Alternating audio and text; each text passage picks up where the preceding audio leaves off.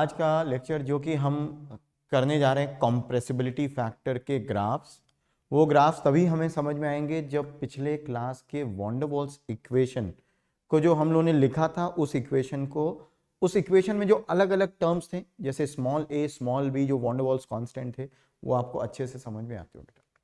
ठीक है, so let us start this chapter में ये जो आज का पोर्शन है वो रिलेटेड है कंप्रेसिबिलिटी फैक्टर ग्राफ से, Z वर्सेस P ग्राफ से। Z होता है कंप्रेसिबिलिटी फैक्टर, रियल गैस के फर्स्ट लेक्चर में मैंने आपको बताया था, और आज हम लोग Z वर्सेस P ग्राफ बनाएंगे। उसके पहले मैं आपको बता दूं कि लास्ट क्लास में मैंने आपको बोला था कि वॉन डर वाल्स इक्वेशन, ये वाली equation P plus A upon VM square into Vm minus B is equal to RT, this equation is van der Waals equation. इस इक्वेशन को हम दूसरे तरीके से भी लिख सकते हैं। किस तरीके से लिख सकते हैं?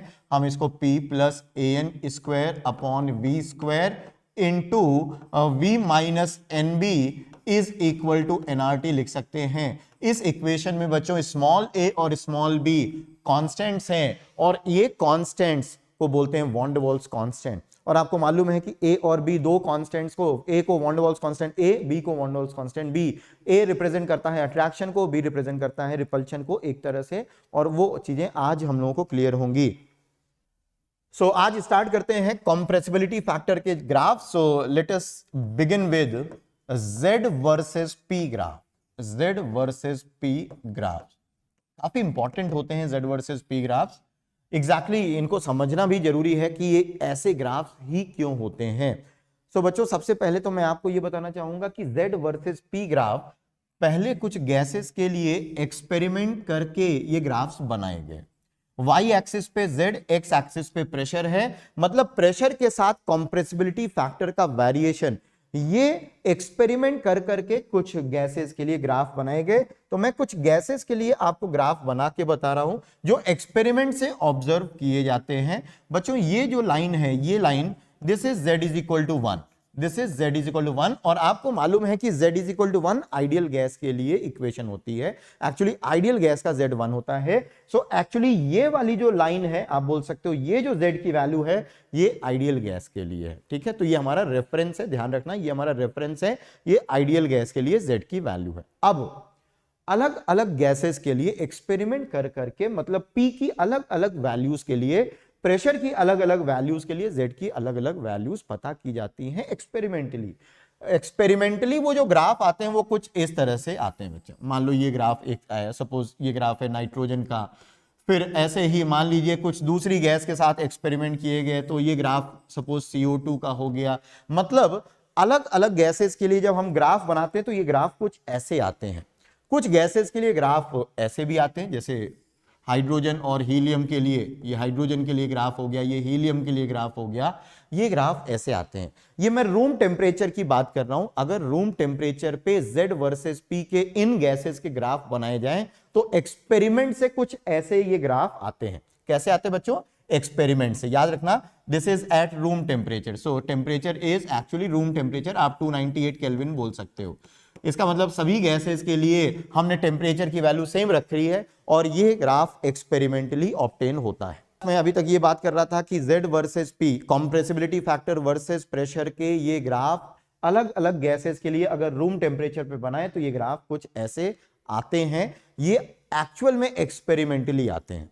अब हमें यह समझना है कि ये जो चीज एक्सपेरिमेंटली आती है, क्या वॉन डर वाल्स इक्वेशन जो कि रियल गैस की एक इक्वेशन है, क्या वॉन डर वाल्स इक्वेशन इस ग्राफ को एक्सप्लेन कर सकती है हमको क्या, कि ये ग्राफ ऐसे ही क्यों बनते हैं, इस तरह से नेचर ऑफ ग्राफ क्यों है। सो हम कोशिश करेंगे वॉन डर वाल्स इक्वेशन से इस ग्राफ के, आप बोल सकते हो, पैटर्न को समझने की, इस ग्राफ को समझने की कोशिश करेंगे using van der Waals equation.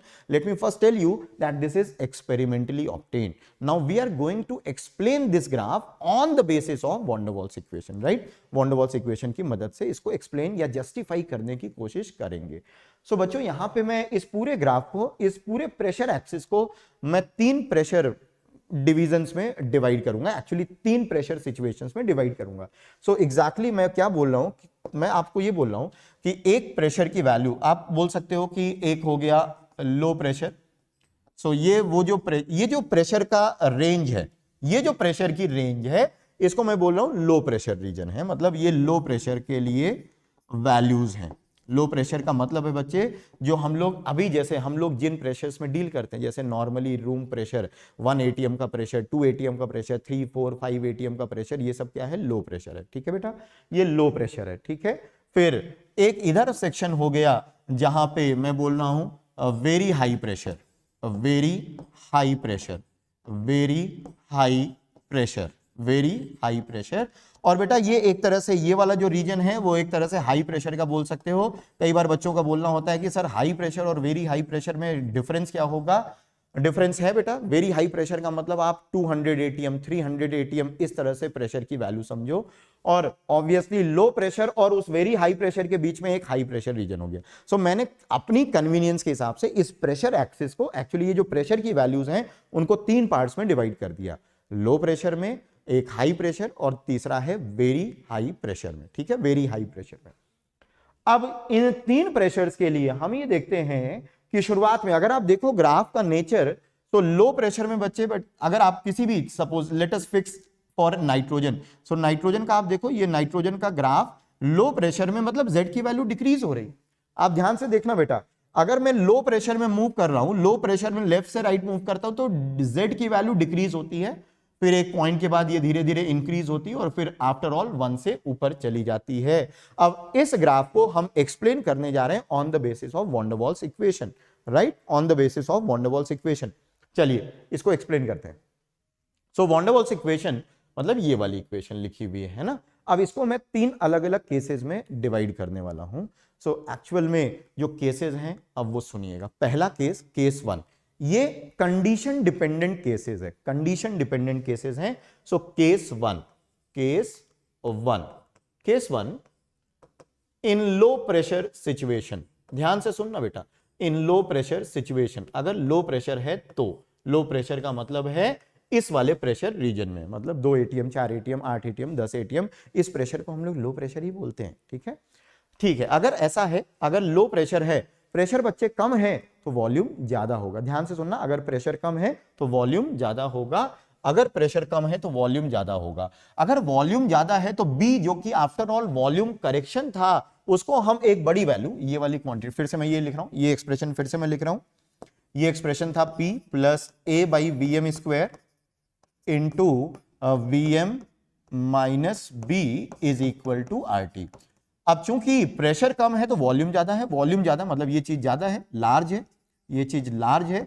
सो B की वैल्यू को VM के रेस्पेक्ट में मैं इग्नोर करने वाला हूं, मतलब यहां पे एक अप्रोक्सीमेशन है। क्या अप्रोक्सीमेशन है? क्योंकि वॉल्यूम बहुत ज्यादा है, प्रेशर कम है, वॉल्यूम ज्यादा है, तो वॉल्यूम ज्यादा है तो ज्यादा वॉल्यूम का मतलब जो पार्टिकल्स ने वॉल्यूम ऑक्युपाई कर रखा है, उस ज्यादा वॉल्यूम के रेस्पेक्ट में उसको मैं इग्नोर कर सकता हूं, मतलब मैं VM माइनस B को लगभग VM लिख सकता हूं। सो VM minus B is approximately equal to VM, that is I have ignored the value of B in comparison to VM. Now the equation becomes, अब ऐसा करने पे जो इक्वेशन हो जाती है वो हो जाती है P plus A by VM square, VM minus B को मैं VM लिखूंगा और ये हो जाएगा बेटा RT के बराबर। चलो मल्टीप्लाई करो तो आप लिखोगे PVM plus A by VM is equal to RT। एक काम करते हैं, RT से पूरी इक्वेशन को डिवाइड कर देते हैं, पूरी इक्वेशन को RT से डिवाइड करते हैं। जब आप पूरी इक्वेशन को RT से डिवाइड करोगे so P VM by RT plus A by VM RT is equal to, RT को RT से डिवाइड करोगे तो 1 आएगा। ठीक है बेटा, क्या आएगा? 1 आएगा। तो आप इस पेज के कंटेंट्स को लिखो, फिर मैं इसी चीज को नेक्स्ट पेज पे ले जाने वाला हूं। ठीक है, इस चीज को प्लीज लिख लो। ये लो प्रेशर की हम बात कर रहे हैं, ये हम लो प्रेशर की बात कर रहे हैं। इस चीज को मैं अगले पेज पे लिखूंगा, यहां जगह कम है और मैं नहीं चाहता कि कोई चीज यहां पे मिटे।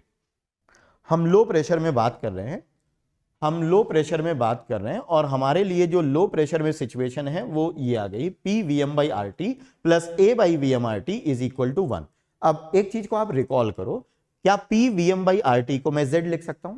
याद करो बेटा, क्या P VM बाई RT, क्या इसी चीज को Z बोला जाता है? Z का मतलब है कॉम्प्रेसिबिलिटी फैक्टर, इसी चीज को तो बच्चे Z बोलते हैं, P VM बाई RT को तो Z बोलते हैं। So this is actually Z plus A by VM RT is equal to 1, right?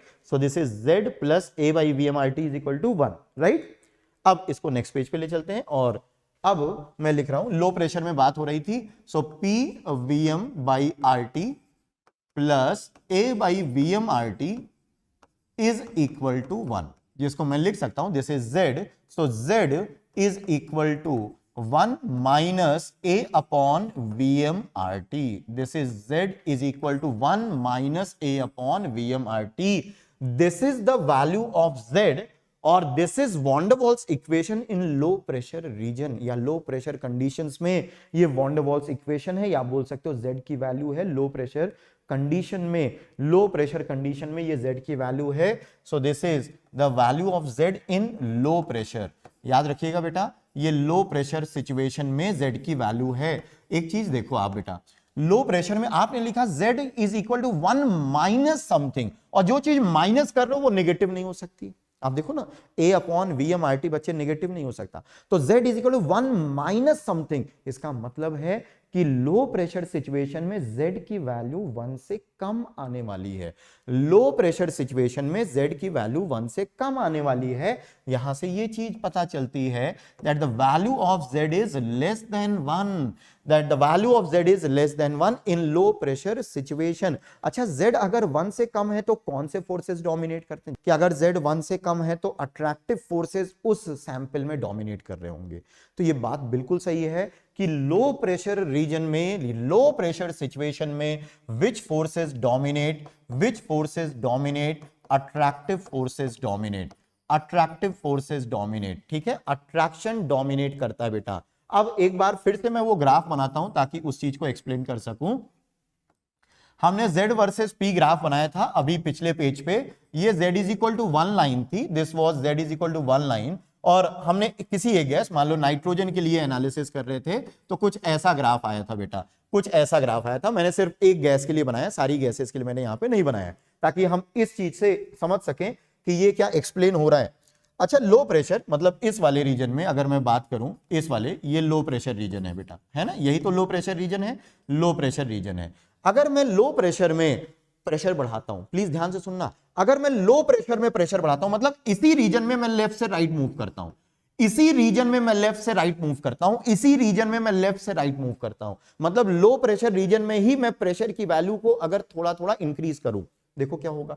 अगर मैं लेफ्ट से राइट मूव करूंगा तो प्रेशर इंक्रीज होगा, अगर मैं लो प्रेशर में ही आगे बढ़ूं तो प्रेशर इंक्रीज होगा, अगर मैं लेफ्ट से राइट चलूं तो प्रेशर इंक्रीज होगा, प्रेशर इंक्रीज होगा तो ये वाली क्वांटिटी जरा बताओ, Vm, देखो A कांस्टेंट, R कांस्टेंट है, T कांस्टेंट है, इस गैस के लिए हमने टेम्परेचर फिक्स कर रखा है, van der Waals constant A भी गैस के लिए फिक्स होती है, so A R T fix है, लेकिन जब मैं प्रेशर वैरी करूंगा सो वॉल्यूम भी तो चेंज होगा, और वॉल्यूम अगर चेंज होगा तो आप बताओ वॉल्यूम क्या होगा, डिक्रीज होगा। अच्छा, ये वाली वैल्यू, अब आप बताओ z का क्या होगा, z लिखा 1 minus a upon VmRT, VmRT, इसका मतलब वॉल्यूम डिक्रीज होगा, ये चीज डिक्रीज होगी तो ओवरऑल क्वांटिटी इंक्रीज होगी, ओवरऑल क्वांटिटी इंक्रीज होगी, जो चीज सब्ट्रैक्ट कर रहे हो वो इंक्रीज हो रहा है, जो चीज कम कर रहे हो वो इंक्रीज हो रहा है, इसका मतलब ओवरऑल क्वांटिटी जो z है वो डिक्रीज होगा, z डिक्रीज होगा, z डिक्रीज होगा। सो लो प्रेशर रीजन में, लो प्रेशर में जब आप आगे बढ़ते हो, मतलब लो प्रेशर में जब आप प्रेशर बढ़ाते हो तो z डिक्रीज होता है, ये z डिक्रीज होता है, z डिक्रीज होता है, वो इस इक्वेशन के कारण होता है। इस इक्वेशन मतलब ये इक्वेशन हमारी गवर्निंग इक्वेशन है लो प्रेशर रीजन में।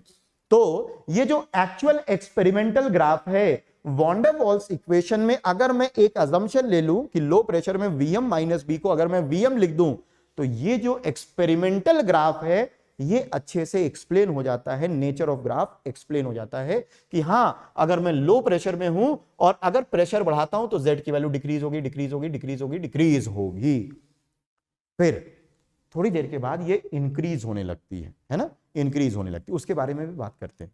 लेकिन अभी आते हैं, चलो ये वाला रीजन था जहां पे हमने बोला था this is very high pressure, this is very high pressure, very high pressure. अच्छा बच्चे, एक बात और मैं आपको बोलना चाहूंगा कि अगर इस एक्सप्रेशन में, प्लीज ध्यान से सुनिएगा, इस एक्सप्रेशन में, इस वाले एक्सप्रेशन में अगर मैं a की वैल्यू बढ़ाता हूं तो क्या होगा। सपोज मैं गैसेस, अलग अलग गैसेस के लिए कंपेयर करूं, अलग अलग गैसेस के लिए कंपेयर करूं, लो प्रेशर में अगर मैं a की वैल्यू बढ़ाता हूं तो z की वैल्यू का क्या होगा। अगर मैं यहां पे ए की वैल्यू बढ़ाऊं तो ए की वैल्यू बढ़ाने पे जो चीज सब्ट्रैक्ट कर रहा हूं वो बढ़ रही है, इसका मतलब ओवरऑल क्वांटिटी क्या होने वाली, decrease, overall quantity decrease, z की वैल्यू डिक्रीज होगी। और आपको मालूम है कि z जितना डिक्रीज होगा उतना अट्रैक्शन डोमिनेट करेगा, z जितना 1 से कम अट्रैक्शन उतना बेहतर, z 1 से ज्यादा रिपल्शन, z 1 से कम अट्रैक्शन। याद है कि नहीं याद है?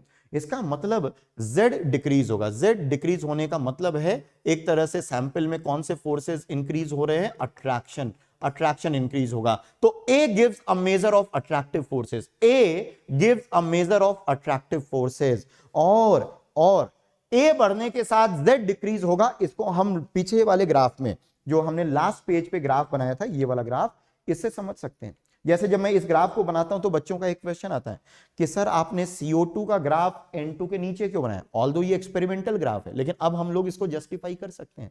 आप देखो बेटा, CO2 का जो ग्राफ है वो N2 के नीचे है, CO2 का जो ग्राफ है वो N2 के नीचे है। वो N2 के नीचे इसलिए है क्योंकि CO2 गैस के लिए जो van der Waals constant A की वैल्यू है वो ज्यादा है, और van der Waals constant A की वैल्यू ज्यादा होने पे Z की वैल्यू ज्यादा कम होती है, तो ये ग्राफ नीचे शिफ्ट होता है, ये ग्राफ नीचे शिफ्ट होता है। इसका मतलब जैसे जैसे गैसेस का A का वैल्यू बढ़ता है ये ग्राफ डाउनवर्ड शिफ्ट होता है, डाउनवर्ड शिफ्ट होता है, डाउनवर्ड शिफ्ट होता है, ठीक है, डाउनवर्ड शिफ्ट होता है।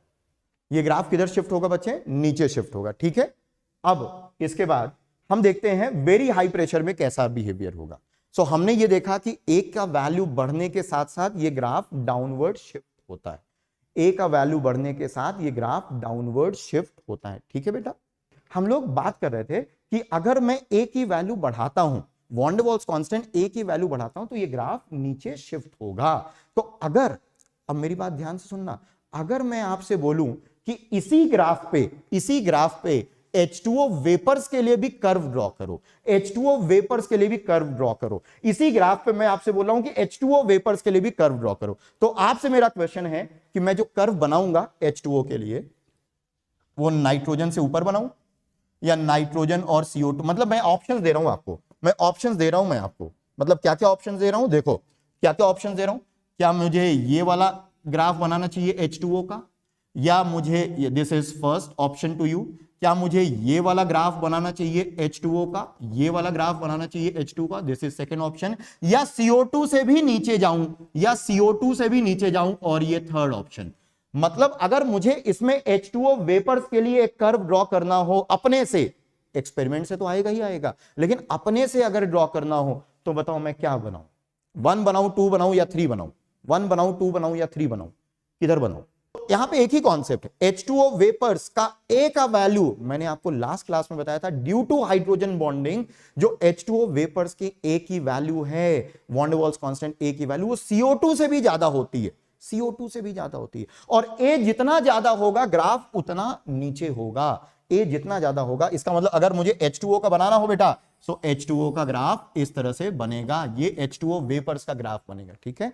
सो ये तो डिस्कशन हो गया लो प्रेशर में, हमने एक पहला केस किया बेटा, है ना, जो चीज लो प्रेशर में थी। याद रखना, आपको लगेगा कि ये चीज इंपॉर्टेंट नहीं है, लेकिन मैं बता दूं इस पे क्वेश्चन आ चुके हैं जेई मेंस में, तो एग्जैक्टली इस, मतलब 4 ऑप्शन दिए हुए हैं इस तरह के, और आपसे पूछा गया कि लो प्रेशर में Z की वैल्यू बताओ, सीधा सीधा एक ऑप्शन देख के आ जाता है, एक ऑप्शन सीधा सीधा देख के आ जाता है, ठीक है।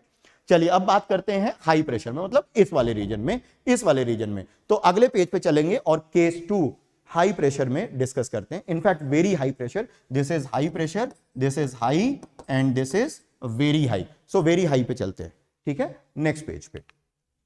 सो केस 2 अगर बहुत हाई प्रेशर है,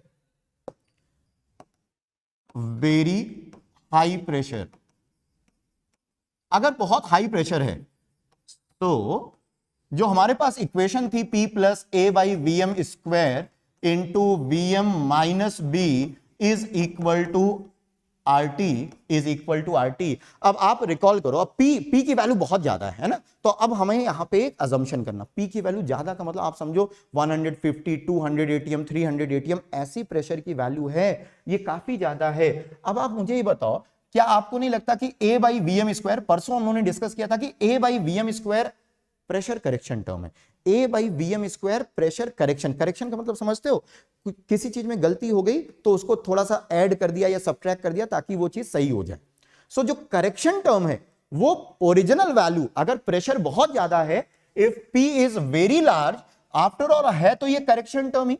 सो P plus A by VM square को, P plus A by VM square को अप्रोक्सीमेटली हम P लिख रहे हैं, वो इसलिए क्योंकि ये वैल्यू बहुत ज्यादा है, this is very large, this is very large, और ये है तो करेक्शन टर्म, ये तो है करेक्शन टर्म, करेक्शन टर्म है। सो हम क्या कर रहे हैं, ये जो करेक्शन टर्म है उस करेक्शन टर्म को इस वेरी लार्ज वैल्यू के रिस्पेक्ट में इग्नोर कर रहे हैं, ठीक है। तो हम इसको लगभग सिर्फ P लिख रहे हैं। ऐसा लिखने से क्या होगा, देखो P plus A by VM square को हम P लिखेंगे, Vm minus B is equal to RT लिखेंगे, P Vm minus PB is equal to RT लिखेंगे। RT से डिवाइड कर दो, पूरी इक्वेशन को RT से डिवाइड करोगे, P Vm by RT minus PB by RT की वैल्यू हो जाएगी 1, this is Z, P Vm by RT is Z, ये माइनस को उधर ले जाओ तो ये आ जाएगा बेटा Z is equal to 1 plus PB upon RT, Z is equal to 1 plus PB upon RT। ये आपने देखा Z का वैल्यू है किस में, वेरी हाई प्रेशर में, वेरी हाई प्रेशर में, वेरी हाई प्रेशर में, वेरी हाई प्रेशर। Z आप देख रहे हो 1 प्लस समथिंग है, इसका मतलब the value of Z is greater then 1। When the value of Z is greater than 1, then you know that repulsive forces dominate, repulsive forces dominate, repulsive forces dominate, right? repulsive forces dominate कर रहे हैं, मतलब ये जो graph बनाया था हमने Z versus P का, ये वाला graph, this is Z is equal to 1, ये ग्राफ जैसे नाइट्रोजन की मैं बात करूं तो नाइट्रोजन का ऐसा ग्राफ बना था। सो ये वाला जो रीजन है वेरी हाई प्रेशर, आप देखते हो Z की value 1 plus PB upon RT, मतलब Z की वैल्यू 1 से ज्यादा है। 1 से ज्यादा होने का मतलब 1 से ऊपर ग्राफ चला गया, 1 से ज्यादा होने का मतलब है कौन से फोर्सेस डोमिनेट कर रहे हैं, रिपल्सिव फोर्सेस। कौन से फोर्सेस बेटा, रिपल्सिव फोर्सेस, ठीक है। ये वेरी हाई प्रेशर, यहां से यहां इंक्रीज, जब प्रेशर ये लो प्रेशर था, लो प्रेशर में जब आप प्रेशर बढ़ाते हो तो Z डिक्रीज होता है, फिर एक ट्रांजिशन आता है, दिस इज लो प्रेशर, ये लो प्रेशर है, फिर ये हाई प्रेशर है, ये हाई प्रेशर है, और ये वेरी हाई प्रेशर है, ये वेरी हाई प्रेशर है। तो हमने देखा कि लो में तो जैसे जैसे आप प्रेशर बढ़ाते हो ये डिक्रीज होता है, डिक्रीज होता है, फिर एक ट्रांजिशन आता है बेटा जहां हम लो से वेरी हाई में शिफ्ट होने जा रहे हैं। जब ट्रांजिशन आता है तो इस पॉइंट के बाद वो इंक्रीज होना शुरू हो जाता है, और फिर यहां तो Z की वैल्यू 1 से ज्यादा ही हो जाती है। This was experimentally observe graph which is आप बोल सकते हो suitably explain by van der Waals equation under certain conditions. कुछ कंडीशंस इंपोज करने के बाद आप इसको वॉन डर वॉल्स इक्वेशन से एक्सप्लेन कर सकते हैं, ठीक है, एक्सप्लेन कर सकते हैं, ठीक है। अभी दो गैसेस के ग्राफ बड़े अजीब से बने थे, हाइड्रोजन और हीलियम के ग्राफ। हाइड्रोजन और हीलियम के ग्राफ देखिए पीछे वाले पेज पे, ये देखो बेटा, हाइड्रोजन और हीलियम के लिए ऐसा कोई बिहेवियर नहीं, बाकी गैसेस के लिए तो पहले डिक्रीज हुआ फिर इंक्रीज हुआ, पहले डिक्रीज हुआ फिर इंक्रीज हुआ, लेकिन इनका तो लगातार इंक्रीजिंग है, लगातार इंक्रीजिंग है। इसका मतलब हाइड्रोजन और हीलियम में कुछ अलग चीजें हो रही होंगी जिनको हमें एड्रेस करना है। सो आगे एक तीसरा केस ले रहे हैं बच्चे, H2 और He, सिर्फ इन दो गैसेस के लिए, H2 और He के लिए, सिर्फ इन दो गैसेस के लिए ले रहे हैं। पहले आप इसको लिखो, मैं पानी पीता हूं, उसके बाद हाइड्रोजन और हीलियम की बात करते हैं। Now case number 3 for H2 and He, case number 3 for H2 and He, case 3 सिर्फ इन दो गैसेस के लिए, फॉर H2 एंड He, इन दो गैसेस के लिए बात कर रहे हैं, हाइड्रोजन और हीलियम के लिए। अब प्रॉब्लम क्या है, हाइड्रोजन और हीलियम बहुत छोटी गैसेस है, मतलब इनका जो मॉलिक्यूलर या एटॉमिक साइज है that is very small, that is very small. अब आगे मैं जो भी बताने जा रहा हूं उसका थोड़ा सा इनऑर्गेनिक से रिलेशन है, सो आई होप कि इनऑर्गेनिक में आगे जो भी बात बोलने जा रहा हूं वो शायद आपको समझ में आएगी। Due to very small size the polarization of these molecules or gas particles is very difficult due to very small size. I'll write this. So due to a very small size, due to very small size, the polarisation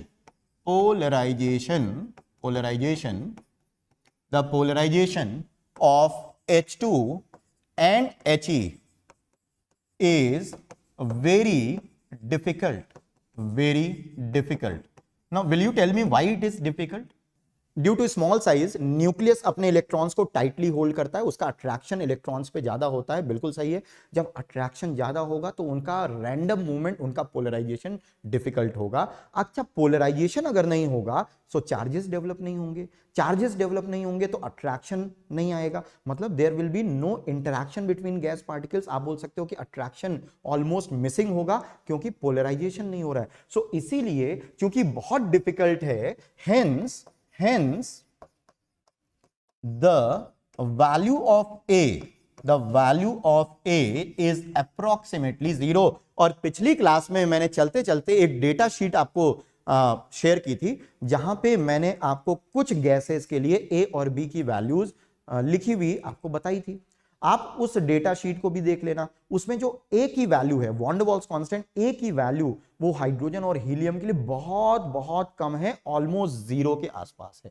सो हम इन दो gases के लिए, चूंकि बहुत small size है, polarisation नहीं हो पाता है, तो अट्रैक्शन नहीं होता इनके पार्टिकल्स के बीच में, सो हम ये मान सकते हैं कि इन दो गैसेस के लिए the value of A is approximately zero, right? Now if A is 0, the equation was P plus A by Vm square into Vm minus B is equal to RT. Now if the value of A is 0, obviously this whole term becomes 0. P into Vm minus B is equal to RT. ये तो कुछ वैसी equation आ गई जो अभी थोड़ी देर पहले थी, PVm minus PB is equal to RT। RT से डिवाइड करो, सो आपको मिलेगा बेटा Z is equal to 1 plus PB by RT। Z is equal to 1 plus PB by RT, मतलब इन दो गैसेस के लिए Z आप देख रहे हैं कि ग्रेटर देन 1 है। इन दो गैसेस के लिए Z आप देख रहे हैं कि ग्रेटर देन 1 है। फिर बच्चे पूछते हैं कि सर अंतर क्या है? Z तो पहले भी 1 आ रहा था हाई प्रेशर में, लेकिन वहां अंतर था। बाकी गैसेस के लिए लो प्रेशर और हाई प्रेशर में अलग अलग बिहेवियर है। बाकी गैसेस के लिए लो प्रेशर और हाई प्रेशर में अलग अलग बिहेवियर है। लो प्रेशर में Z की value 1 minus A upon VmRT और हाई प्रेशर में 1 प्लस PB अपॉन RT। लेकिन हाइड्रोजन और हीलियम के लिए ये लो और हाई की बाउंड्री ही नहीं है, उनका बिहेवियर एक जैसा है, Z is equal to 1 plus PB upon RT। समझ गए? हाइड्रोजन और हीलियम के लिए ये Z की वैल्यू जो है वो लो और हाई में, ये आप बोल सकते हो बंधी हुई नहीं है, इनका एक जैसा बिहेवियर है। चलो मैं आपसे एक क्वेश्चन पूछता हूं, अगर मैं आपसे बोलूं कि इन दो गैसेस के लिए चलो Z वर्सेस P ग्राफ बनाओ, तो ग्राफ कैसा बनेगा जरा बताओ। मैं बोल रहा हूं Z वर्सेस P ग्राफ बनाओ। भूल जाओ कि एक्सपेरिमेंट से क्या आया था, भूल जाओ कि एक्सपेरिमेंट से क्या आया था Z वर्सेस P का। Z को मानना है Y, मैंने बोला था जो वर्टिकल एक्सिस पे हो उसको क्या मानते हैं बेटा? Y, और जो हॉरिजॉन्टल एक्सिस पे हो उसको क्या मानते हैं? X मानते हैं। मानते कि नहीं मानते? वर्टिकल एक्सिस पे Y और हॉरिजॉन्टल एक्सिस को X मानते हैं बच्चे, ठीक है? तो हमारे लिए ये Y है और P X है। तो जरा देखो ये इक्वेशन क्या हो जाती है, ये इक्वेशन, ये हमारा Y है, Z की वैल्यू Y है, ये P हमारा X है, तो Y is equal to B by RT X plus 1। अब जरा इसको कंपेयर करो, इसको कंपेयर कर लो, y is equal to mx plus c से, मतलब ये आपको एक स्ट्रेट लाइन मिलेगी और इस स्ट्रेट लाइन का जो स्लोप होगा वो b बाई RT होगा। जरा देखो स्लोप की वैल्यू कितनी होगी, स्लोप की वैल्यू कितनी होगी? b by RT। Intercept on y axis कितना होगा? 1 होगा। इसका मतलब यहां अगर कहीं पे 1 है, दिस इज 1, सो ये मेरी कुछ ऐसी लाइन मिलेगी और इस लाइन का जो स्लोप होगा, इसका जो स्लोप होगा वो बेटा कितना होगा? b by RT। अब अगर आप रिकॉल करो, मैंने हाइड्रोजन का ग्राफ ऊपर बनाया था और हीलियम का ग्राफ नीचे बनाया था। मैंने हाइड्रोजन का ग्राफ ऊपर बनाया था और हीलियम का नीचे बनाया था। हाइड्रोजन का अगर ऐसा ग्राफ बना था, सो हीलियम का ग्राफ ऐसा बना था, आप देख लीजिएगा। तो अगर मैं आपसे रीजन पूछूं तो अब शायद आपको रीजन क्लियर हो जाएगा। एक्चुअली जो स्लोप की वैल्यू है b बाई RT, तो हाइड्रोजन के लिए जो b की वैल्यू है, हाइड्रोजन के लिए जो van der Waals constant b की वैल्यू है, वो हीलियम से थोड़ा सा ज्यादा है। हाइड्रोजन के लिए जो b की वैल्यू है वो हीलियम से थोड़ा सा ज्यादा है, थोड़ा सा ज्यादा है। अब थोड़ा सा ज्यादा है, आप उसको डेटा पेज पे भी देख लो, आप जो मैंने लास्ट क्लास में शेयर किया था डेटा, आप जरा देख लीजिए क्या हाइड्रोजन के लिए B की वैल्यू हीलियम से ज्यादा है कि नहीं है। अब अगर B की वैल्यू ज्यादा है, RT की वैल्यू तो सेम है, दोनों सेम टेम्परेचर पे हम ग्राफ बना रहे हैं, सेम टेम्परेचर, तो जिसका बी ज्यादा होगा उसका स्लोप भी ज्यादा होगा। सो हाइड्रोजन का ग्राफ ऊपर और हीलियम का नीचे रहेगा, ठीक है। सो ये, और ये लीनियर ग्राफ है बेटा, ये लीनियर ग्राफ है ना, स्ट्रेट लाइन का ग्राफ है। So this is the reason for hydrogen and helium. हमने जो एक्सपेरिमेंटली ग्राफ ऑब्टेन किया था हाइड्रोजन, हीलियम, नाइट्रोजन, CO2 के लिए, इनको वॉन डर वाल्स इक्वेशन की मदद से एक्सप्लेन किया। याद रखना, पहले हमने एक्सपेरिमेंटल ऑब्जर्वेशन किए, एक्सपेरिमेंट से कोई चीज ऑब्टेन की, उसके बाद कुछ ऐसे मॉडिफिकेशंस किए जिससे वो पर्टिकुलर इक्वेशन उन चीजों को एक्सप्लेन कर सके, ठीक है। तो यहां तक कोई दिक्कत? ये जो मतलब जो कोई भी गैसीय सैंपल है ना, उसमें कैटायन एनायन का कोई रोल नहीं है अभी तो, क्योंकि हम लोग, हालांकि थोड़ा सा इसका जो कॉन्सेप्ट है वो वॉन डर वाल्स फोर्सेस जब हम लोग पढ़ेंगे इनऑर्गेनिक में तब ज्यादा क्लियर होगा कि पोलराइजेशन होता कैसे है, पोलराइजेशन किन किन चीजों से इफेक्ट होता है, तब you will better appreciate it. अभी तो बस ये मान लो कि किसी भी एटम या किसी भी मॉलिक्यूल में इलेक्ट्रॉन्स रैंडमली मूव करते हैं। रैंडम मूवमेंट के कारण इलेक्ट्रॉन्स किसी एक साइड पे एक्यूमुलेट हो जाएंगे, तो उधर पार्शियल नेगेटिव, इसको पोलराइजेशन बोलते हैं। अब अगर इलेक्ट्रॉन्स छोटे हैं, मतलब इलेक्ट्रॉन्स अगर न्यूक्लियस से टाइटली होल्ड है, टाइटली होल्ड करके रखा हुआ, न्यूक्लियस ने इलेक्ट्रॉन को जबरदस्ती अच्छे से पकड़ के रखा हुआ है, खींच के रखा हुआ है, सो इलेक्ट्रॉन का वो जो रैंडम, मतलब वो जो आप बोल सकते हो हैफेजर्ड मोशन है, वो थोड़ा कम हो जाता है, मतलब पोलराइजेशन के चांसेस कम हो जाते हैं, ठीक है। अभी तो बस इतना समझो, ठीक है। ये केस 3 हो गया। अब आगे बढ़ते हैं बेटा। हमने अलग अलग गैसेस के लिए सेम टेम्परेचर पे जो ग्राफ बनना था उसको समझ लिया कि ये ग्राफ ऐसा क्यों है, ये ग्राफ ऐसा क्यों है, ठीक है। अब एक काम करते हैं, चलो मैं नेक्स्ट पेज पे चलूंगा। नाउ नेक्स्ट इज, अभी हम लोगों ने ग्राफ बनाया, अभी मैंने आपको पहला जो ग्राफ बनाया था, चलिए मैं आपको फिर से बता दूं कि एग्जैक्टली हम लोग क्या कर रहे थे। हमने एक ही टेम्परेचर पे, रूम टेम्परेचर पे, T = 298 केल्विन पे, 298 केल्विन पे अलग अलग गैसेस के लिए Z वर्सेस P का ग्राफ बनाया। अलग अलग गैसेस के लिए Z वर्सेस P का ग्राफ, अलग अलग गैसेस के लिए Z वर्सेस P का ग्राफ बनाया। जैसे ये नाइट्रोजन के लिए हो गया, ये CO2 के लिए हो गया, और H2O के लिए, और नीचे आ जाएगा बेटा, है ना। तो इस तरह के ग्राफ है। ये सेम टेम्परेचर पे डिफरेंट गैसेस के ग्राफ थे, सेम टेम्परेचर पे डिफरेंट गैसेस के ग्राफ थे। इस ग्राफ से मैं चाहता हूं एक चीज आप और नोट करो, मुझे आपसे जानना है, यहां पे इस जगह पे बेटा प्रेशर की वैल्यू कितनी है, इस जगह पे प्रेशर की वैल्यू कितनी बेटा, 0। अगर आप गौर करो सो इस पॉइंट पे जरा देखो, जितने भी आपने ग्राफ बनाए हैं, जो भी गैसेस के ग्राफ बनाए, जितनी भी गैसेस के ग्राफ बनाए हैं, अगर आप नोट करो सो प्रेशर जब 0 टेंड करता है तो सबकी वैल्यू 1 कन्वर्ज कर रही है। आप एक चीज को नोट करना, मैं क्या बोल रहा हूं कि इन सभी गैसेस के लिए as the value of pressure tends to 0, the value of Z tends to 1। क्या आपको ये दिख रहा है? जैसे जैसे प्रेशर 0 की ओर टेंड कर रहा है, सबका जो Z है वो 1 को टेंड कर रहा है, वो सबका Z 1 को टेंड कर रहा है, मतलब यहां 1 की तरफ बढ़ रहा है। क्या आपको ये विजिबल है बेटा? क्या ये चीज आप नोट कर पा रहे हो कि अगर P tends to 0, the value of Z tends to 1. That means, now what is the meaning of P tending to 0? When we say P tends to 0, that means this is very low pressure. Actually very low pressure. Not low pressure but very low pressure.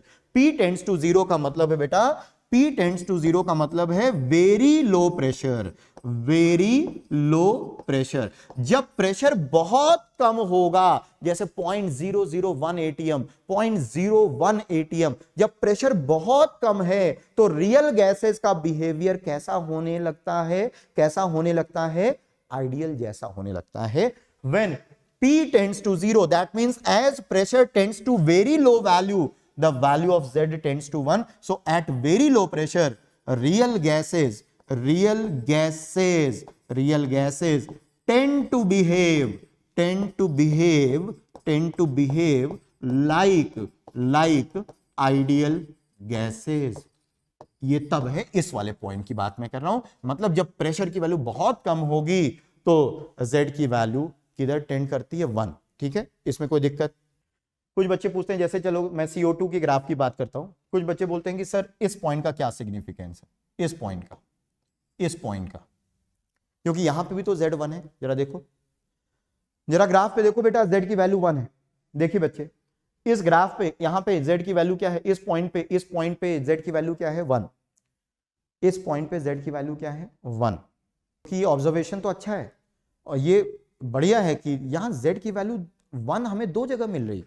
z की value 1 मतलब gas का behaviour ideal जैसा हो रहा है, ये हमें दो पॉइंट पे मिल रहा है, दो पॉइंट पे, एक तो यहां और एक यहां। अगर मैं CO2 की बात करूं, एक यहां और एक यहां। यहां तो हमें समझ में आता है कि जब बहुत लो प्रेशर है तो z की वैल्यू 1 होने लगती है, लेकिन यहां का मतलब क्या है अब समझना बेटा, इस चीज को समझना, हो सके तो लिख लेना, क्योंकि मैं लिखने वाला नहीं हूं, मैं जो बोल रहा हूं आप लिख लेना, हो सके तो अभी, नहीं तो बाद में इसको रिवाइंड कर करके देख के लिख लेना।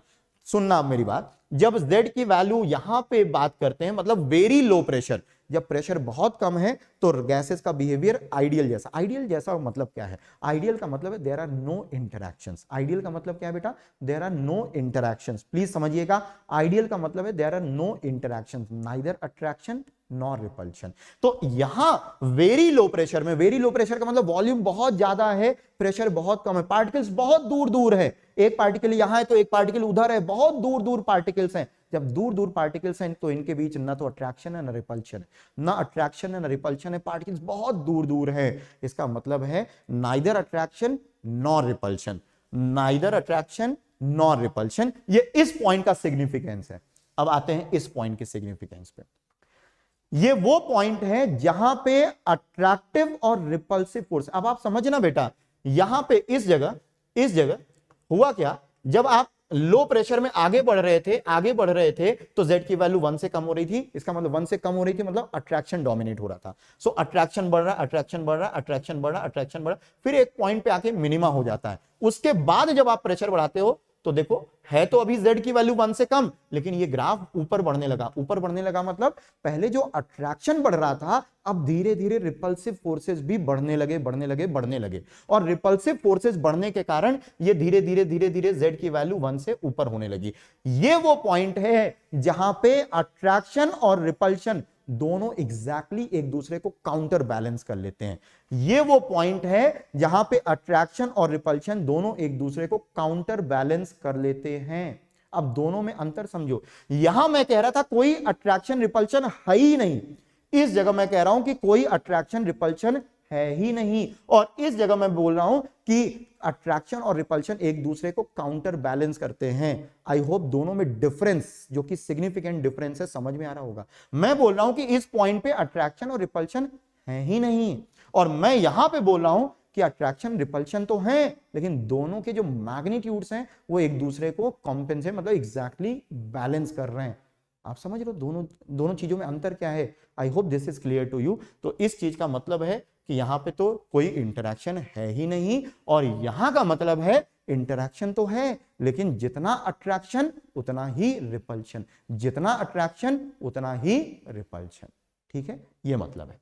तो ये बेटा अलग अलग गैसेस के लिए हमने सेम टेम्परेचर पे ग्राफ देखा। अब मैं क्या करने जा रहा हूं, अगर मैं एक ही गैस के साथ अलग अलग टेम्परेचर पे ग्राफ बनाऊं, अब मैं एक ग्राफ बनाता हूं, तो यहां पे पेज को सेम गैस, अब मैं Z वर्सेस P का ग्राफ बना रहा हूं बेटा, Z वर्सेस P का graph, same gas at different temperature, और मान लो वो गैस हाइड्रोजन हीलियम नहीं है। हाइड्रोजन हीलियम की बात अभी हम नहीं कर रहे हैं, दूसरी गैसेस की बात कर रहे हैं। Same gas at different temperature. तो हम आपको एक क्वेश्चन दे रहे हैं, देखते हैं आप क्या करते हो। Z वर्सेस P का ग्राफ, Z वर्सेस P का graph, this is Z is equal to 1, okay, this is 1। so यहां पे कुछ कर्व बना रहा हूं। चलो बेटा एक ग्राफ बनाया हम लोगों ने ऐसे, T1 टेम्परेचर पे, दूसरा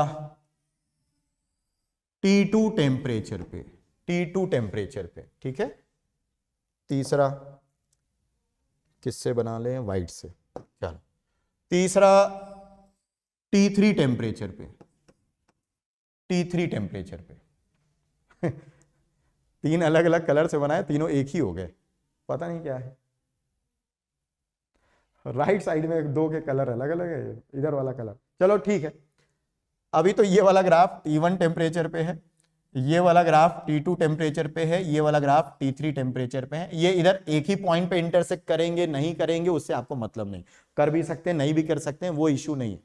मुझे आपसे जानना है कि T1, T2, T3 में टेम्परेचर का ऑर्डर बताओ। सेम गैस के लिए मैंने 3 ग्राफ बनाए, सेम गैस के लिए 3 अलग अलग एक्सपेरिमेंट किए गए, T1 टेम्परेचर पे, T2 टेम्परेचर पे, T3 टेम्परेचर पे। मुझे आपसे जानना है कि T1, T2, T3 का ऑर्डर क्या होगा। चलो बिना हम किसी मैथ्स में गए, बिना हम किसी मैथ्स में जाते हैं, हम किसी मैथ्स में नहीं जा रहे, ठीक है, एक कॉमन सेंस। क्या आपको चैप्टर की शुरुआत में रियल गैस जब मैंने शुरू किया था तो क्या आपको बताया था कि सब्सटेंसेस मतलब जो गैसेज हैं, अगर उनका लो प्रेशर और हाई टेम्परेचर अगर होता है, अगर हाई टेम्परेचर होता है तो रियल गैस का बिहेवियर आइडियल जैसा होता है। अगर हाई टेम्परेचर है तो रियल गैस का बिहेवियर आइडियल जैसा होता है, ये आपको मालूम है। इसके पीछे कारण भी समझ लो। अगर टेम्परेचर ज्यादा है बच्चों तो काइनेटिक एनर्जी पार्टिकल्स की ज्यादा होगी, पार्टिकल्स की काइनेटिक एनर्जी ज्यादा होगी ना तो वो ज्यादा इधर उधर रैंडम बड़ी तेजी तेजी मूव करेंगे, तो आपस में जो इंटरैक्शन का इफेक्ट है वो ओवरकम कर जाते हैं। जो अट्रैक्शन या रिपल्शन का आप बोल समझ सकते हो, मतलब अगर पार्टिकल्स एक दूसरे को अट्रैक्ट करते हैं तो अट्रैक्ट नहीं कर पाएंगे क्योंकि बहुत तेजी से मूव कर रहे हैं, रैंडम मोशन जिगजैग हो रहा है, काइनेटिक एनर्जी बहुत ज्यादा है। सो टेम्परेचर बढ़ाने पे मतलब जितना हाई टेम्परेचर होगा उतना रियल गैस का बिहेवियर आइडियल जैसा होगा। अब बताओ, अब कॉमन सेंस लगाओ, इसमें जो आइडियल वाली लाइन है वो z इक्वल 1 लाइन है, ये जो z इक्वल 1 लाइन है बेटा, ये वाली लाइन, ये z इक्वल 1 लाइन है, ये आइडियल वाली है, ये आइडियल वाली है। कौन सा ग्राफ, कौन से टेम्परेचर का graph is closest to that z equal to 1 line, कौन से टेम्परेचर का graph is closest to that z is equal to 1 line, T1 वाला। आप देखो चाहे वो इधर हो T1 वाला, z इज इक्वल 1 के सबसे करीब ग्राफ है T1 इधर भी है और T1 इधर भी है। जरा देखो इधर भी हाई प्रेशर में भी T1 है, इसका मतलब है कि T1 वाला जो टेम्परेचर है वो सबसे ज्यादा है। क्यों? क्योंकि टेम्परेचर ज्यादा होने पे रियल गैस का बिहेवियर आइडियल जैसा होता है, इसका मतलब टेम्परेचर T1 की वैल्यू सबसे ज्यादा होगी। इसके बाद बेटा T2 होगा और सबसे कम T3 होगा। सबसे कम क्या होगा बेटा? T3 होगा। ठीक है, कलर वापस आने लगे, दिस इज प्योर मैजिक। मतलब इसके पहले मैंने नहीं देखा, मैं लिख रहा हूं शायद कुछ और भी कलर आ जाए, नहीं आएगा अब। ठीक है, चलो ये तो पहला चीज हो गया जो कि सिंपल कॉमन सेंस से हो गया बेटा कि T1 is greater than T2 is greater than T3। Suppose कुछ बच्चे कहते हैं नहीं सर हमें कॉमन सेंस से करना ही नहीं है, हमें तो इसको मैथमेटिकली जस्टिफाई करो, आप मैथमेटिकली जस्टिफाई करो, ये हमें कॉमन सेंस यूज करना नहीं आता। सो मैथमेटिकली भी जस्टिफाई हो जाएगा, कैसे? चलो बेटा हाई प्रेशर में, वेरी हाई प्रेशर की बात करता हूं, ये वेरी हाई प्रेशर सिचुएशन है, क्या बात है, ये देखो आप देखो मैजिशियन, ये क्या कैसे हो रहा है मुझे खुद भी नहीं समझ में आ रहा है ये।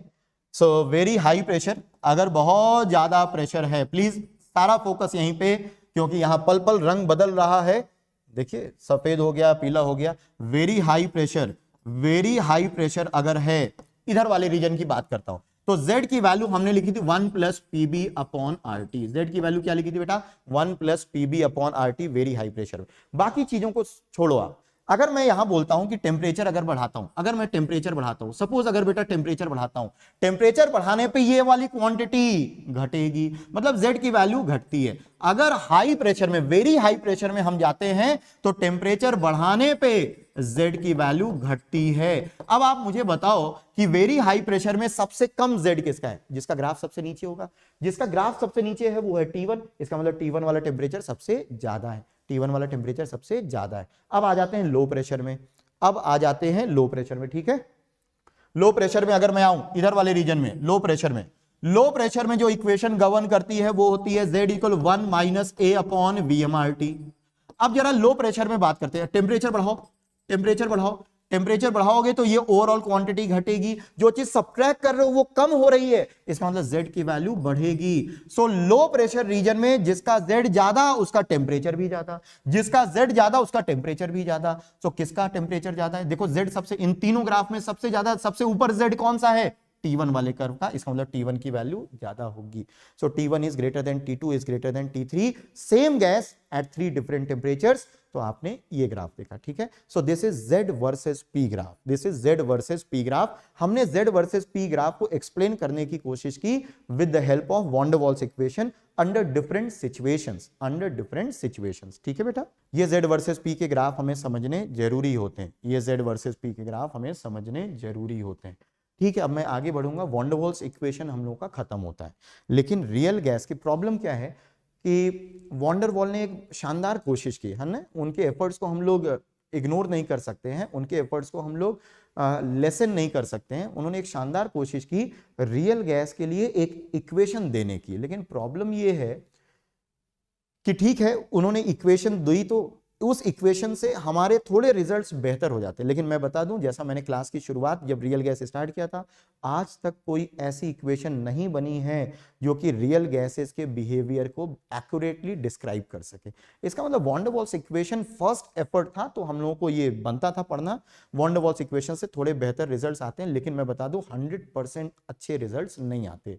सो कुछ दूसरे साइंटिस्ट ने भी अपने एफर्ट्स किए, कुछ दूसरे लोगों ने भी अपने एफर्ट्स किए, तो वो भी मैं यहां पे लिख देता हूं नेक्स्ट पेज पे कुछ और इक्वेशंस, हालांकि उन इक्वेशंस पे हम लोग नहीं जाएंगे।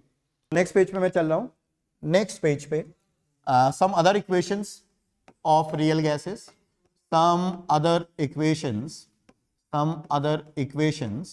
फॉर रियल गैसेस, एक तो वॉन डर वॉल्स इक्वेशन देख ही लिया आपने, है ना, लेकिन कुछ दूसरी इक्वेशंस, तो एक पहली इक्वेशन है P plus alpha upon T Vm square into Vm minus beta is equal to RT, ठीक है बेटा। इस इक्वेशन को बोलते हैं Berthelot's equation, this is Berthelot's equation. क्या है बेटा? बर्थोलेट्स इक्वेशन, इसको बोलते हैं बर्थोलेट्स इक्वेशन। और इस इक्वेशन में दो कांस्टेंट आते हैं बेटा, कौन कौन से? अल्फा और बीटा, अल्फा और बीटा, इनको बोलते हैं।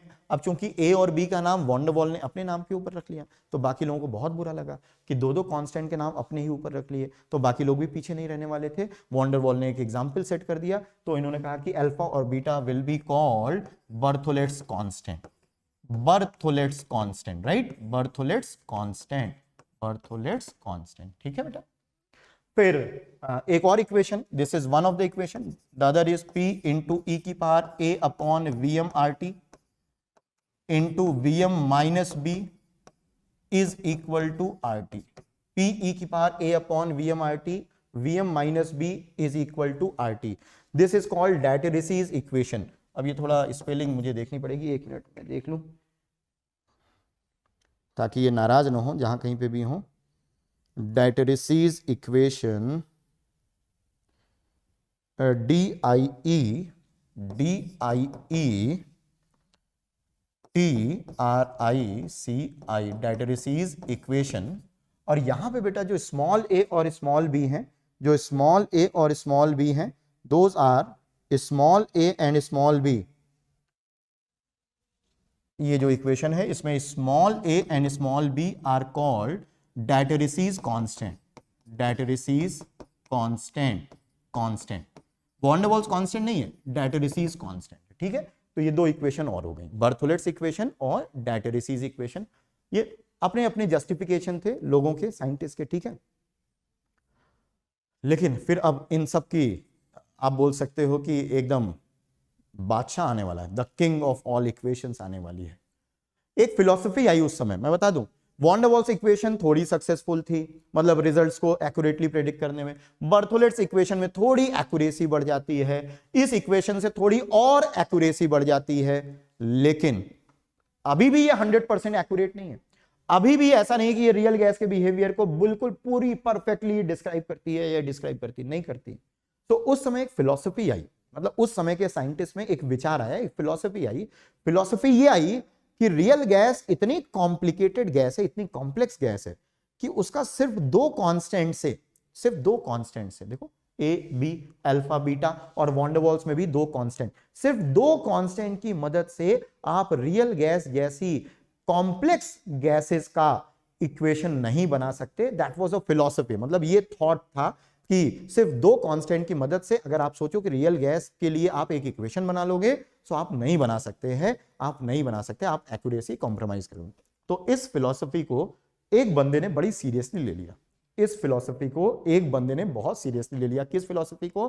कि दो कांस्टेंट से आप जस्टिफाई नहीं कर सकते हो रियल गैस के बिहेवियर। सो उनका नाम था virial.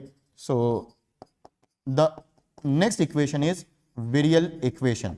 Virial equation, right, virial equation. Virial scientist का नाम है, वायरल मत समझना इनको, विरियल है। सो इन्होंने एक इक्वेशन दी और वो इक्वेशन क्या है सुनो, P is equal to RT 1 upon VM plus B upon VM square plus C upon VM cube plus D upon VM की power 4 and so on up till infinite. Virial equation P is equal to RT 1 upon VM plus B upon VM square plus C upon VM cube plus D upon VM की power 4। ये जो B C D E F G हैं और ये infinite terms हैं, तो ये सब कांस्टेंट्स हैं, ये सब कांस्टेंट्स हैं। मैं नए पेज पे लिखता हूं इसको, विरियल इक्वेशन को मैं नए पेज पे लिखना हूं बेटा, है ना, क्योंकि यहां पे आ नहीं पाएगी। नेक्स्ट पेज पे मैं चल रहा हूं, विरियल इक्वेशन को दोबारा लिखूंगा वहां पे। अब विरियल इक्वेशन है P is equal to RT bracket 1 upon VM plus B upon VM square plus C upon VM cube plus D upon VM की power 4 up till infinite. Now here these constants, B is called second virial coefficient या second virial constant, second virial constant या second virial coefficient, कुछ भी बोलो, मैं coefficient बोलूंगा क्योंकि ज्यादातर बुक्स में कोएफिशिएंट लिखा हुआ मिलता है। So this is second virial coefficient, है बेटा कांस्टेंट, है बेटा कांस्टेंट। C को बोलेंगे बच्चे third virial coefficient, third virial coefficient, third virial coefficient. Obviously D को बोलोगे फोर्थ विरियल कोएफिशिएंट। फिर बच्चे पूछते हैं कि सर फर्स्ट विरियल कोएफिशिएंट कहां है? फर्स्ट विरियल कोएफिशिएंट बेटा ये रहा, इसकी वैल्यू फिक्स हो गई 1। फर्स्ट विरियल कोएफिशिएंट की वैल्यू फिक्स हो गई कितनी? 1, ठीक है। दूसरी बात, कई बार बच्चे बोलते हैं कि सर आप तो बोल रहे हो कि इनफाइनाइट टर्म्स होंगे, लेकिन हमारे पास अल्फाबेट्स तो 26 ही है, B C D E F G H I, उसके बाद Z आ जाएगा, Z के बाद क्या करेंगे? सो मैं आपको बता सकता हूं, ये आता है क्वेश्चन बच्चों का, आपके मन में भी आया होगा, आपके मन में भी आया होगा। सो मैं आपको बता दूं बेटा कि अल्फाबेट्स की कमी नहीं अपने पास। इंग्लिश के खत्म हो जाए तो हिंदी के चालू कर देना, क ख ग घ अंगा, क ख ग घ अंगा भी खत्म हो जाए, हिंदी के भी खत्म हो जाए तो चाइनीज के चालू कर देना, चाइनीज के खत्म हो जाए तो ग्रीक के खत्म हो जाए तो किसी और के। अपने ही देश में बहुत सारी रीजनल लैंग्वेजेस हैं, गुरुमुखी स्टार्ट कर देना, मलयालम स्टार्ट कर देना। This was on a lighter side. मैं आपको बता दूं, आपको Z तक भी जाने की जरूरत नहीं पड़ेगी। इनफाइनाइट, जैसा मैंने हमेशा बोला है, केमिस्ट्री में इनफाइनाइट का मतलब लिटरली इनफाइनाइट नहीं, this is not mathematics. Infinite का मतलब रिलेटिवली, हमें इनफाइनाइट जाने की जरूरत नहीं पड़ेगी, मैं आपको बताऊंगा आगे, जरूरत नहीं पड़ेगी। तो आपको कभी भी B C D के आगे तो किसी कांस्टेंट की जरूरत नहीं पड़ेगी। हाँ ये जरूर है कि जितने कांस्टेंट्स इस इक्वेशन में ऐड करते जाओगे उतनी एक्यूरेसी बढ़ती जाएगी, उतनी एक्यूरेसी बढ़ती जाएगी। कुछ और बातें बोलनी बेटा, अभी तक जो भी कांस्टेंट्स होते थे, अगर आप रिकॉल करो van der Waals constant A और B में, van der Waals constant A और B ये टेम्परेचर पे डिपेंड नहीं करते थे, याद करो, van der Waals constant A और B टेम्परेचर पे डिपेंड नहीं करते, लेकिन ये जो कांस्टेंट्स हैं ये टेम्परेचर पे डिपेंड करते हैं। इसका मतलब अब समझो ये कितना कॉम्प्लेक्स होने वाला है। इसका मतलब है सपोज ये जो कांस्टेंट B है, CO2 के लिए इसकी कुछ वैल्यू है, मान लो CO2 के लिए X वैल्यू है, सपोज CO2 एट 300 केल्विन है, CO2 गैस 300 केल्विन पे है, तो इस कांस्टेंट की कुछ वैल्यू है। लेकिन अगर वही CO2 गैस 300 के बजाय 400 केल्विन पे है, 400 केल्विन पे, तो इस कांस्टेंट की वैल्यू बदल जाएगी। क्यों? क्योंकि ये कांस्टेंट टेम्परेचर पे डिपेंड करते हैं। याद रखिएगा, these constants are temperature dependent, so these are temperature dependent constants. इसका मतलब टेम्परेचर चेंज करोगे तो कांस्टेंट की वैल्यू भी चेंज हो जाएगी। अब आप समझो ये कितना कॉम्प्लिकेटेड है। तो विरियल ने उस फिलॉसफी को बड़े सीरियसली ले लिया कि बहुत सारे कांस्टेंट्स अगर आप ऐड करते जाओगे तो रियल गैस की इक्वेशन अच्छे से सेटिस्फाई हो जाएगी, रियल गैस के बिहेवियर को डिस्क्राइब कर सकोगे। एक चीज में और विरियल को आगे निकलना था वॉन डर वाल से, वो है नाम में। वॉन डर वाल ने सिर्फ 2 ही कांस्टेंट के नाम अपने नाम के ऊपर रखे थे, A और B। तो विरियल को लगा कि ये बहुत गोल्डन अपॉर्चुनिटी है वॉन डर वाल से आगे बढ़ने का, बहुत सारे कांस्टेंट का नाम मैं अपने नाम के ऊपर रखूंगा। बी को second virial, third virial, fourth virial, fifth virial, six virial, ऐसे कितने ही वेरियल कोएफिशिएंट, कितने कांस्टेंट्स के नाम वेरियल ने अपने ऊपर रख लिए। ठीक है, बहुत सारे कांस्टेंट। खैर ये सब तो हल्की फुल्की बातें थी। अब इसमें काम की बात जो है वो ये है, एक काम करो बेटा, अब थोड़ी सी मैथ्स खेलते हैं हम लोग। इस ब्रैकेट से 1/Vm को बाहर खींच के निकालो, इस ब्रैकेट से 1/Vm को बाहर खींच के निकालो, जल्दी से 1/Vm को बाहर खींच के निकालो। तो आप लिखोगे P = RT अपॉन Vm। मैंने 1/Vm बाहर खींच लिया तो अंदर बचेगा 1 plus B/Vm plus C/Vm² plus D/Vm³ है ना, अप टिल इनफाइनाइट। मैंने इस पूरे इक्वेशन से, पूरे ब्रैकेट से 1/Vm को बाहर निकाल लिया। इस Vm को इधर मल्टीप्लाई, RT को नीचे ले आएंगे तो हम लिखने वाले हैं PVM और RT को नीचे, PVM/RT is equal to 1 plus B/Vm plus C/Vm² plus D/Vm³ up till infinite terms, right. और PVM/RT को क्या बोलते हैं, जल्दी बताओ, PVM/RT को क्या बोलते हैं बेटा? PVM/RT ही Z है, क्या आपको मालूम है कि नहीं? PVM/RT को Z बोलते हैं। सो इस इक्वेशन को मैं लिख सकता हूं Z is equal to 1 plus B/Vm plus C/Vm² plus D/Vm³ up till infinite, up till infinite. So कई बुक्स में आपको मिलेगा, पहली बात तो नॉर्मल बुक्स में आपको वेरियल इक्वेशन मिलेगी ही नहीं। कुछ अच्छी बुक्स में अगर आपको वेरियल इक्वेशन मिलेगी तो कई बुक्स में वेरियल इक्वेशन इस फॉर्म में लिखी हुई मिलती है, इस फॉर्म में नहीं मिलेगी। ऐसे नहीं मिलती, ऐसे मिलती है। एक्चुअली दोनों एक ही चीज है, दोनों एक ही चीज है ना। तो Z = 1 प्लस B/Vm, ये भी वेरियल इक्वेशन है, बस लिखने का तरीका अलग है। ये है वेरियल इक्वेशन ही, लेकिन लिखने का तरीका अलग है, लिखने का तरीका अलग है। लेकिन एक दिक्कत क्या आती है, ये है वेरियल इक्वेशन ही, लेकिन लिखने का तरीका अलग है। एक इक्वेशन लिखते समय बच्चों के सामने एक दिक्कत आती है, जो मैं क्लास में जब पढ़ाता हूं तो बच्चों के सामने आती है, शायद आपके दिमाग में भी आ रही होगी। आपके दिमाग में क्या ये सवाल आ रहा है कि सर ने लिखा Z = 1 प्लस, इसका मतलब Z की वैल्यू 1 से ज्यादा? आपके दिमाग में आ रहा होगा, क्योंकि सर ने लिखा Z = 1 प्लस, इसका मतलब Z की वैल्यू 1 से ज्यादा। 1 से ज्यादा मतलब क्या इस गैस में हमेशा रिपल्शन डोमिनेट करेगा? नहीं। क्या मैंने किसी भी पॉइंट ऑफ टाइम पे बोला कि ये जो कांस्टेंट्स की वैल्यू होगी वो पॉजिटिव होगी? क्या मैंने किसी भी पॉइंट ऑफ टाइम पे बोला कि इन कांस्टेंट्स की वैल्यू पॉजिटिव होगी? नहीं बोला। इसका मतलब है ये Z = 1 प्लस जरूर लिखा है, लेकिन इन कांस्टेंट्स की वैल्यू नेगेटिव भी तो हो सकती है, B की वैल्यू नेगेटिव हो सकती है, C की वैल्यू नेगेटिव हो सकती है। So that will depend. मैं ये नहीं कह रहा हूं कि B, C, D हमेशा पॉजिटिव कांस्टेंट्स हैं, जबकि van der Waals constant A, B हमेशा पॉजिटिव, वो नेगेटिव नहीं हो सकते थे, लेकिन ये नेगेटिव भी हो सकते हैं, ये नेगेटिव भी हो सकते हैं बेटा। तो याद रखना Z की वैल्यू 1 प्लस लिखी जरूर है, लेकिन इसका यह मतलब नहीं कि Z की वैल्यू 1 से हमेशा ज्यादा ही होगी। ठीक है बेटा, आज की क्लास में यहीं पे रोकूंगा। अगली क्लास में मैं आपको बॉयल्स टेम्परेचर पहले पढ़ाऊंगा। याद रखना, इस इक्वेशन को प्लीज एक बार रिवाइज लिख के आना, यहीं से शुरुआत करेंगे। फिर इसके बाद लिक्विफिकेशन ऑफ गैसेस पढ़ेंगे, जो कि काफी इंटरेस्टिंग है, काफी इंटरेस्टिंग, और उसमें क्रिटिकल कॉन्सेप्ट पढ़ेंगे, क्रिटिकल पॉइंट का। ठीक है, तो वो नेक्स्ट क्लास में करेंगे। प्लीज इस चीज को करिएगा। नेक्स्ट क्लास में कुछ हम लोग क्वेश्चंस भी करेंगे अगर समय मिलेगा तो। ठीक है, थैंक यू सो मच। आज की क्लास एंड करते हैं बेटा।